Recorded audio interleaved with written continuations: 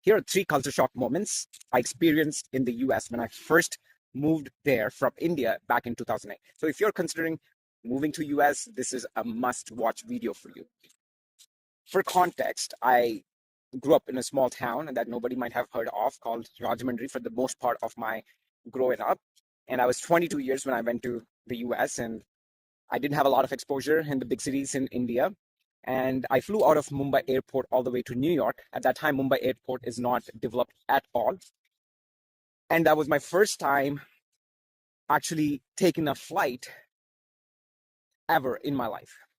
So the first time I was in New York, biggest shock for me was the toilets.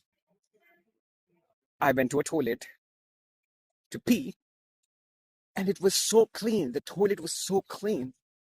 I didn't know what the toilet was. I didn't know where to pee, to a point where I had to literally wait for someone to come in and actually pee in the toilet bowl for me to understand, oh, actually, this is the toilet bowl where I should be peeing. That's number one. Here is the second one. Me and my friend wanted to play badminton. So we went to the rec center to the receptionist and said, me and my friend, we have a bat, but we don't have the cock. She was like, excuse me?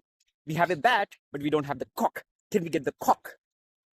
And she was like, you mean you want birdie? Yeah. We want the cock. And the receptionist bursted out in laughter. So that's the second one. Here is the third one. Me and my friends went to a decently good restaurant, something like Applebee's, ate good food, and it was time to pay the bills. I went and signed the receipt, and the receptionist said, make sure you write something in the tip, otherwise someone might steal the money in your bank account. And I was like, oh my God, she's so kind.